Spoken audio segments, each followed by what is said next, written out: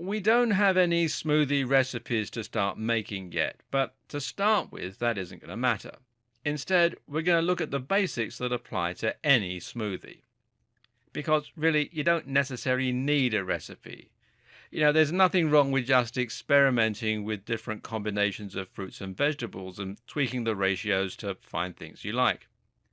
Elsewhere in this series, you'll find a guide to the different health benefits of various fruits and vegetables, as well as the benefits of different nutrients, and that can serve as a good starting point.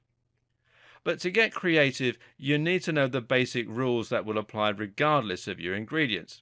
How do you make sure that your smoothie is basically tasty and doesn't leave you cold? Well, the first thing to do is to choose the fruits and vegetables that you're going to add to your smoothie. As mentioned, you should choose the fruits and vegetables based on the goals you want to achieve and the nutrients you're interested in. Of course, you should aim for a balance, but ask what your primary goal is too.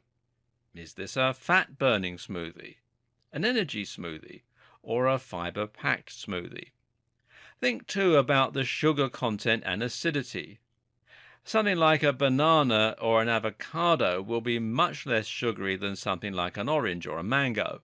If you have one or two ingredients that pack a lot of sugar, then consider adding a few less sweet ingredients to try and even the score. What's also very important is to make sure that you get your ratios correct, and we'll come to this in a moment. The first thing to add to your container before you start making your smoothie is some form of liquid. This, of course, is going to be what keeps your drink a drink and not a mush.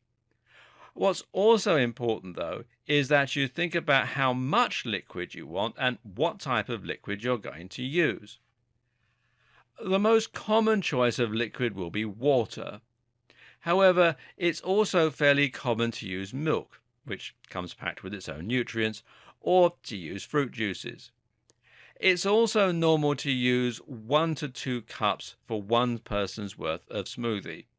Note that your smoothie's consistency is very much dependent on what you do now. If you want the drink to be very runny, then adding a lot of water and juice is fine. If you prefer a thicker consistency, though, then you'll want to add a little less and or choose something that is thicker to begin with, such as milk or even yogurt.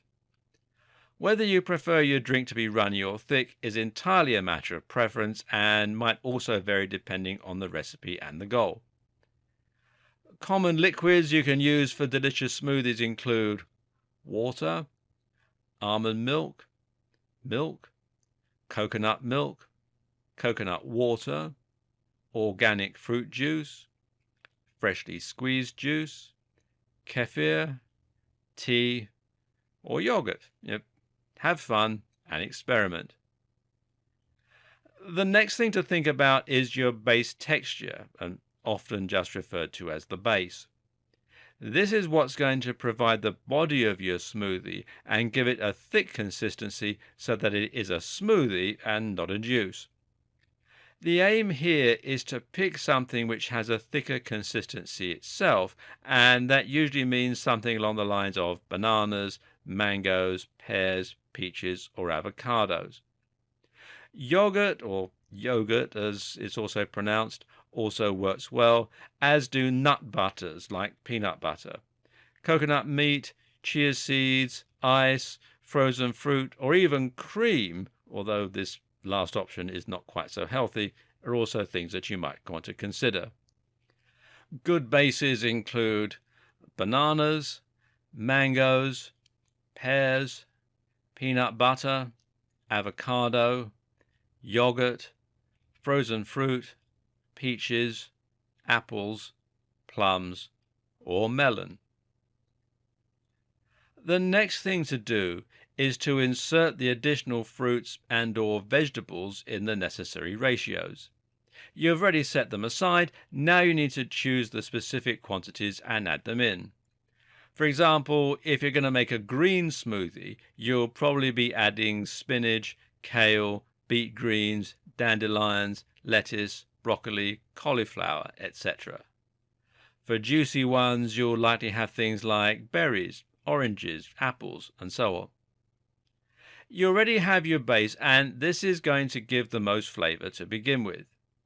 Choosing fruits from here is a matter of choosing what goes well with that base, and you can work this out by thinking about what works well on a plate together.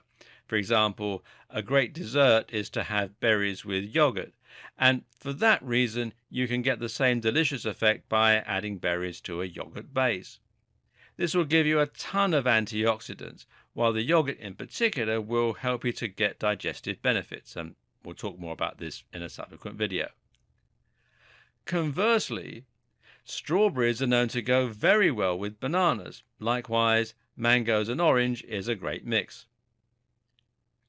With all that done, add your fruits into the blender, de-seeded and de-stoned of course, and then blend them up into a pulp.